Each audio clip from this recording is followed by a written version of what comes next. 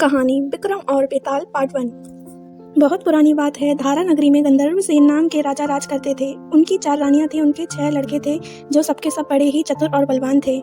संयोग से एक दिन राजा की मृत्यु हो गई और उनकी जगह उनका बड़ा बेटा शंख गद्दी पर बैठा। उसने कुछ दिन राज किया, परंतु कुछ समय पश्चात उसकी भी मृत्यु हो गई। राजा शंख की मृत्यु के बाद उनका छोटा भाई विक्रम गद्दी पर बैठा। उसका राज्य दिनों दिन बढ़ता गया और वह सारे जम्बूद्वीप का राजा बन गया। एक दिन उसके मन में आया कि उसे घूमकर सैर करनी चाहिए और जिन देशों के नाम उसने सुने हैं उन्हें देखना चाहिए। सो वह गद्दी अपने छोटे भाई भरथरी को सौंपकर योगी का वेश बनाकर निकल पड़ा। उस नगर में एक ब्राह्मण तपस्या करता था। एक दिन देवता ने प्रसन्न होकर उसे एक फल दिया और कहा कि इसे जो भी खाएगा वह अमर हो जाएगा। ब्राह्मण ने वह फल लाकर अपनी पत्नी को दिया और देवता की बात बता दी। ब्राह्मणी बोली, हम अमर होकर क्या करेंगे, हमेशा भीख मांगते रहेंगे, इससे तो मरना ही अच्छा है। तुम इस फल को लेकर राजा को दे आओ और बदले में कुछ धन ले आओ। यह सुनकर ब्राह्मण फल लेकर राजा भरथरी के पास गया और सारा हाल कह सुनाया। भरथरी ने फल ले लिया और ब्राह्मण को 1 लाख रुपए देकर विदा कर दिया। भरथरी अपनी एक रानी को बहुत चाहते थे। उन्होंने महल में जाकर वह फल उन रानी को दे दिया। रानी शहर के कोतवाल को पसंद करती थी। उसने वह फल कोतवाल को दे दिया। कोतवाल एक वैश्या के पास जाया करता था। वह उस फल को उस वैश्या को दे आया। वैश्या ने सोचा कि यह फल तो राजा को खाना चाहिए। वह उसे लेकर राजा भरथरी के पास गई और उसे दे दिया। भरथरी ने उसे बहुत सा धन दिया, लेकिन जब उसने फल को अच्छी तरह से देखा तो पहचान लिया। उसे बड़ी चोट लगी, पर उसने किसी से कुछ कहा नहीं। उसने महल में जाकर रानी से पूछा कि तुमने उस फल का क्या किया। रानी ने कहा, मैंने उसे खा लिया। राजा ने वह फल निकाल कर दिखा दिया। रानी घबरा गई और उसने सारी बात सच सच कह दी। भरथरी ने पता लगाया तो उसे पूरी बात ठीक ठीक मालूम हो गई। वह बहुत दुखी हुआ। उसने सोचा, यह दुनिया माया जाल है, इसमें अपना कोई नहीं। वह फल लेकर बाहर आया और उसे तुलवाकर स्वयं खा लिया। फिर राजपाट छोड़ योगी का भेष बना जंगल में तपस्या करने चला गया। भरथरी के जंगल में चले जाने से विक्रम की गद्दी सूनी हो गई। जब राजा इंद्र को यह समाचार मिला तो उन्होंने एक देव को धारा नगरी की रखवाली के लिए भेज दिया। वह रात दिन वहीं रहने लगा। भरथरी के राजपाट छोड़कर वन में चले जाने की बात विक्रम को मालूम हुई तो वह लौटकर अपने देश में आया। आधी रात का समय था। जब वह अपने नगर में घुसने लगा तो देव ने उसे रोका। राजा ने कहा, मैं विक्रम हूँ, यह मेरा राज है, तुम रोकने वाले कौन होते हो? देव बोला, मुझे राजा इंद्र ने नगर की चौकसी के लिए भेजा है। तुम सच्चे राजा विक्रम हो तो आओ पहले मुझसे लड़ो। दोनों में लड़ाई हुई। राजा ने जरा सी देर में देव को पछाड़ दिया।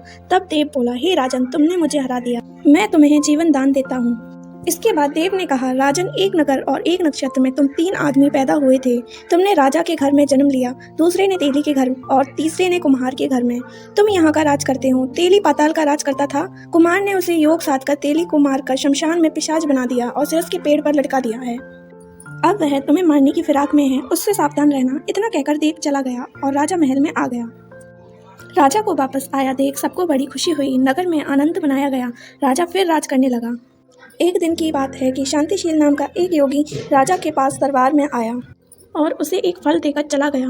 राजा को आशंका हुई कि देव ने जिस आदमी को बताया था कहीं यह वही तो नहीं है। यह सोचकर उसने फल नहीं खाया और भंडारी को दे दिया। योगी आता और राजा को एक फल दे जाता। संयोग से एक दिन राजा अपना अस्तबल देखने गया था। योगी वहीं आ पहुंचा और फल राजा को हाथ में दे दिया। राजा ने उसे उछाला तो वह हाथ से छूटकर धरती पर गिर पड़ा। उसी समय एक बंदर ने झपट्टा मारकर उसे उठा लिया और तोड़ डाला। उसमें से एक लाल रत्न निकला जिसकी चमक से सबकी आंखें चौंधिया गई। राजा को बड़ा अचरज हुआ। उसने योगी से पूछा, आप यह लाल मुझे रोज क्यों दे जाते हैं? योगी ने जवाब दिया, महाराज, राजा, गुरु, ज्योतिषी, वैद्य और बेटी, इनके घर कभी खाली हाथ नहीं जाना चाहिए। राजा ने भंडारी को बुलाकर पीछे के सब फल मंगवाए। तोड़वाने पर सब में से एक एक लाल रत्न निकला। इतने लाल देखकर राजा को बड़ा हर्ष हुआ। उसने जौहरी को बुलवाकर उनका मूल्य पूछा। जौहरी बोला, महाराज, ये लाल इतने कीमती हैं कि इनका मोल करोड़ों रुपए में भी नहीं आका जा सकता।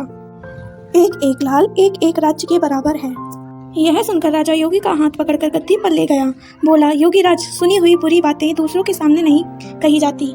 राजा उसे अकेले ले गया। वहां जाकर योगी ने कहा, महाराज, बात यह है कि गोदावरी नदी के किनारे मैं मसान में एक मंत्र सिद्ध कर रहा हूँ। उसके सिद्ध हो जाने पर मेरा मनोरथ पूरा हो जाएगा। एक रात आप मेरे पास रहोगे तो मंत्र सिद्ध हो जाएगा।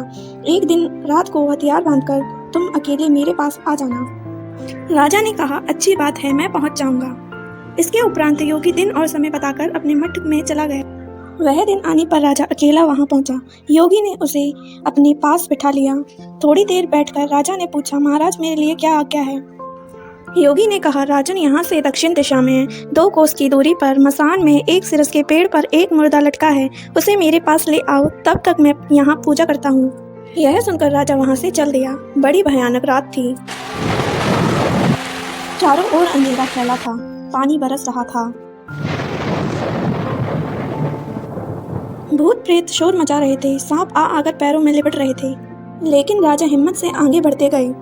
जब वह मसान में पहुंचे तो देखते क्या है कि शेर दहाड़ रहे हैं, हाथी चिघाड़ रहे हैं, भूत प्रेत आदमियों को मार रहे हैं। राजा बेधड़क चलते गए और सिरस के पेड़ के पास पहुंच गए। पेड़ जड़ से फुनगी तक आग से दहक रहा था। पेड़ पर रस्सी से बंधा मुर्दा लटक रहा था। राजा ने सोचा, हो ना हो यह वही योगी होगा जिसकी बात देव ने बताई थी। राजा पेड़ पर चढ़ गया और तलवार से रस्सी काट दी। मुर्दा नीचे गिर पड़ा और दहाड़ मार मार कर रोने लगा। राजा ने नीचे आकर पूछा, तू कौन है? राजा का इतना कहना था कि वह मुर्दा खिलखिलाकर हंस पड़ा। राजा को बड़ा आश्चर्य हुआ। तभी वह मुर्दा फिर से पेड़ पर जा लटका। राजा फिर चढ़कर ऊपर गया और रस्सी काट दी। मुर्दे को बगल में दबा नीचे आया, बोला, बता तू कौन है? मुर्दा चुप रहा। राजा ने उसे अपने कंधे पर टांग लिया और कसकर बांध लिया और योगी के पास ले चला। रास्ते में वह मुर्दा बोला, मैं बेताल हूँ, तू कौन है और मुझे कहाँ ले जा रहा है? राजा ने कहा, मेरा नाम विक्रमादित्य है, मैं धारा नगरी का राजा हूँ, मैं तुझे योगी के पास लेकर जा रहा हूँ। बेताल बोला, मैं एक शर्त पर चलूंगा, अगर तू रास्ते में बोलेगा तो मैं लौटकर पेड़ पर जा लटकूंगा। राजा ने उसकी बात मान ली। फिर बेताल बोला, पंडित, चतुर और ज्ञानी, इनके दिन अच्छी अच्छी बातों में बीतते हैं, जबकि मूर्खों के दिन कलह और नींद में। अच्छा होगा कि हमारी राह भली बातों की चर्चा में बीत जाए। मैं तुझे एक कहानी सुनाता हूँ और कहानी के अंत में मैं तुझसे एक प्रश्न पूछूंगा। अगर तुमने मेरे प्रश्न का उत्तर नहीं दिया तो मैं तेरा सर कुचल दूंगा, और यदि तू बोला तो मैं लौटकर पेड़ पर जा लटकूंगा। लो राजन, अब सुनो कहानी। इस प्रकार बेताल ने कहानी सुनाना शुरू की। हे राजन, काशी में प्रताप मुकुट नाम का राजा राज करता था। उसका ब्रज मुकुट नाम का बेटा था। एक दिन राजकुमार दीवान के लड़के को साथ लेकर शिकार खेलने जंगल गया। घूमते घूमते उन्हें तालाब मिला। उसके पानी में कमल खिले थे और हंस गिलोल कर रहे थे। किनारों पर घने पेड़ थे जिन पर पक्षी चहचहा रहे थे। दोनों मित्र वहां रुक गए और तालाब के पानी में हाथ मुंह धोकर ऊपर महादेव के मंदिर पर चढ़ गए। घोड़ों को उन्होंने मंदिर के बाहर बांध दिया। वो मंदिर में दर्शन करके बाहर आए तो देखते क्या है कि तालाब के किनारे राजकुमारी अपनी सहेलियों के साथ स्नान करने आई है। दीवान का लड़का तो वहीं एक पेड़ के नीचे बैठा रहा, पर राजकुमार से ना रहा गया। वह आगे बढ़ गया। राजकुमारी ने उसकी ओर देखा तो वह उस पर मोहित हो गई। राजकुमार राजकुमारी को देखता रहा। राजकुमारी भी उसकी तरफ देखती रही। फिर उसने किया क्या कि चूड़े में से कमल का फूल निकाला, कान से लगाया, दांत से कुतरा, पैर के नीचे दबाया और फिर छाती से लगा लिया और अपनी सखियों के साथ चली गई।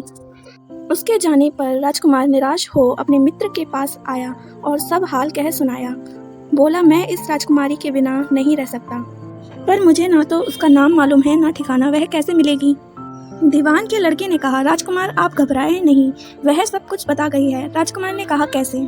वह बोला, उसने कमल का फूल सिर से उतारकर कानों से लगाया तो उसने बताया कि कर्नाटक की रहने वाली हूँ। दांत से कुतरा तो उसका मतलब था कि मैं दंतवाट राजा की बेटी हूँ। पाँव से दबाने का अर्थ था कि मेरा नाम पद्मावती है, और छाती से लगाकर उसने बताया कि तुम मेरे दिल में बस गए हो। इतना सुनना था कि राजकुमार खुशी से फूल उठा। बोला, अब मुझे कर्नाटक देश में ले चलो। दोनों मित्र वहाँ से चल दिए। घूमते फिरते सैर करते दोनों कई दिन बाद वहाँ पहुँचे। राजा के महल के पास गए तो एक बुढ़िया अपने द्वार पर बैठी चरखा काटती मिली। उसके पास जाकर दोनों घोड़ों से उतर पड़े और बोले, माई, हम दोनों सौदागर हैं, हमारा सामान पीछे आ रहा है, हमें रहने को थोड़ी जगह दे दो। उनकी शक्ल सूरत देखकर और बात सुनकर बुढ़िया के मन में ममता उमड़ आई। वह बोली, बेटा तुम्हारा ही घर है, जब तक जी में आए रहो। दोनों वहीं ठहर गए। दीवान के बेटे ने उससे पूछा, माई तुम क्या करती हो? तुम्हारे घर में कौन कौन है? तुम्हारी गुजर कैसे होती है? बुढ़िया ने जवाब दिया, बेटा मेरा एक बेटा है जो राजा की चौकरी में है। मैं राजा की बेटी पद्मावती की दाई थी। बूढ़ी हो जाने से अब घर में रहती हूँ। राजा खाने पीने को दे देता है। दिन में एक बार राजकुमारी को देखने महल में जाती हूँ। राजकुमार ने बुढ़िया को कुछ धन दिया और कहा, माई कल तुम वहाँ जाओ तो राजकुमारी से कह देना कि जेठ सुदी पंचमी को तुम्हें तालाब पर जो राजकुमार मिला था वह आ गया है। अगले दिन जब बुढ़िया राजमहल गई तो उसने राजकुमार का संदेशा उसे दे दिया। सुनते ही राजकुमारी ने गुस्सा होकर हाथों में चंदन लगाकर उसके गाल पर तमाचा मारा और कहा, मेरे घर से निकल जा। बुढ़िया ने घर आकर सब हाल राजकुमार को कह सुनाया। राजकुमार हक्का बक्का रह गया। तब उसके मित्र ने कहा, राजकुमार आप घबराए नहीं, उसकी बातों को समझें। उसने 10 उंगलियां सफ़ेद चंदन में मारी। इससे उसका मतलब यह है कि अभी 10 रोज चांदनी के हैं, उनके बीतने पर मैं अंधेरी रात में मिलूंगी। 10 दिन के बाद बुढ़िया ने फिर राजकुमारी को खबर दी तो इस बार उसने केसर के रंग में 3 उंगलियां डुबोकर उसके मुंह पर मारी और कहा, भाग यहाँ से। बुढ़िया ने आकर सारी बात सुना दी। राजकुमार शोक से व्याकुल हो गया। दीवान के लड़के ने समझाया, इसमें हैरान होने वाली क्या बात है। उसने कहा है कि मुझे मासिक धर्म हो रहा है, 3 दिन ठहरो। 3 दिन बीतने पर बुढ़िया फिर वहां पहुंची। इस बार राजकुमारी ने उसे फटकार कर पश्चिम की खिड़की से बाहर निकाल दिया। उसने आकर राजकुमार को बता दिया। सुनकर दीवान का लड़का बोला, मित्र, उसने आज रात को तुम्हें उस खिड़की की राह पर बुलाया है। खुशी के मारे राजकुमार उछल पड़ा। समय आने पर उसने बुढ़िया की पोशाक पहनी, इत्र लगाया, हथियार बांधे। दोपहर रात बीतने पर वह महल में जा पहुंचा और खिड़की में से होकर अंदर पहुंच गया। राजकुमारी वहां तैयार खड़ी थी। वह उसे भीतर ले गई। अंदर के हाल देखकर राजकुमार की आंखें खुल गईं। एक से बढ़कर एक चीजें थीं। रात भर राजकुमार राजकुमारी के साथ रहा। जैसे ही दिन निकलने को आया कि राजकुमारी ने राजकुमार को छुपा दिया और रात होने पर फिर से बाहर निकाल लिया। इस तरह कई दिन बीत गए। अचानक एक दिन राजकुमार को अपने मित्र की याद आई। उसे चिंता हुई कि पता नहीं उसका क्या हुआ होगा। उदास देखकर राजकुमारी ने राजकुमार से पूछा तो उसने बता दिया। बोला, वह मेरा बड़ा प्यारा दोस्त है, बड़ा चतुर है। उसकी होशियारी से ही तो तुम मुझे मिल पाई हो। राजकुमारी ने कहा, मैं उसके लिए बढ़िया बढ़िया भोजन बनवाती हूँ, तुम उसे खिलाकर तसल्ली देकर लौट आना। खाना साथ में लेकर राजकुमार अपने मित्र के पास पहुँचा। वे महीनों भर से नहीं मिले थे। राजकुमार ने मिलने पर सारा हाल सुनाकर कहा कि राजकुमारी को मैंने तुम्हारी चतुराई की सारी बातें बता दी हैं, तभी तो उसने यह भोजन बनाकर भेजा है। दीवान का लड़का सोच में पड़ गया। उसने कहा, यह तुमने अच्छा नहीं किया। राजकुमारी समझ गई कि जब तक मैं हूँ वह तुम्हें अपने बस में नहीं रख सकती, इसीलिए उसने इस खाने में जहर मिलाकर भेजा है। यह कहकर दीवान के लड़के ने थाली में से एक लड्डू उठाकर कुत्ते के आगे डाल दिया। खाते ही कुत्ता मर गया। राजकुमार को बड़ा बुरा लगा। उसने कहा, ऐसी स्त्री से भगवान बचाए, मैं अब उसके पास नहीं जाऊंगा।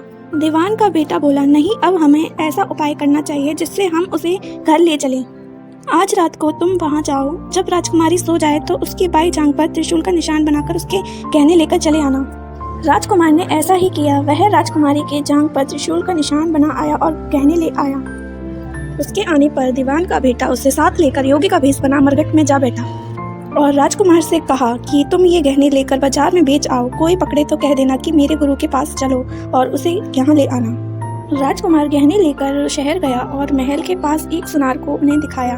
देखते ही सुनार ने उन्हें पहचान लिया और कोतवाल के पास ले गया। कोतवाल ने पूछा तो उसने कह दिया कि ये मेरे गुरु ने मुझे दिए हैं। गुरु को भी पकड़वा लिया गया। सब राजा के सामने पहुंचे। राजा ने पूछा, योगी महाराज, ये गहने आपको कहाँ से मिले? योगी बने दीवान के बेटे ने कहा, महाराज, मैं मसान में काली 14 को डाकनी मंत्र सिद्ध कर रहा था कि डाकनी आई। मैंने उसके गहने उतार लिए और उसकी बाई जांघ में त्रिशूल का निशान बना दिया। इतना सुनकर राजा महल में गया और उसने रानी से कहा कि पद्मावती की बाई जांघ पर देखो कि त्रिशूल का निशान तो नहीं है। रानी ने देखा तो था। राजा को बड़ा दुख हुआ। बाहर आकर राजा ने उस योगी को एक ओर ले जाकर बोला। महाराज ने पूछा, धर्मशास्त्र में खोटी स्त्रियों के लिए क्या दंड है? योगी बने दीवान के लड़के ने जवाब दिया, राजन, ब्राह्मण, गुरु, स्त्री, लड़का और अपने आश्रय में रहने वाले से कोई खोटा काम हो जाए तो उसे देश निकाला दे देना चाहिए। यह सुनकर राजा ने पद्मावती को डोली में बिठाकर जंगल में छुड़वा दिया। राजकुमार और दीवान का बेटा तो ताक में ही थे। राजकुमारी को अकेली पाकर वह राजकुमारी को अपने साथ ले अपने नगर में लौट आए और आनंद से रहने लगे। इतनी बात सुनाकर बेताल ने राजा से प्रश्न पूछा, राजन, यह बताओ कि पाप किसको लगा? राजा ने जवाब दिया, पाप तो राजा को लगा। दीवान के बेटे ने अपने स्वामी का काम किया, कोतवाल ने राजा का कहना माना और राजकुमार ने अपना मनोरथ सिद्ध किया। राजा ने पाप किया जो बिना विचारे उसे देश निकाला दे दिया। बेताल ने कहा, तुम्हारा उत्तर सही है राजन, पर तूने मेरी शर्त तोड़ी तो मैं चला और वह पेड़ पर जा लटका। आगे की कहानी के लिए पार्ट 2 का इंतजार करें और ऐसी ही कहानियों के लिए हमारे चैनल को लाइक, शेयर एंड सब्सक्राइब करें।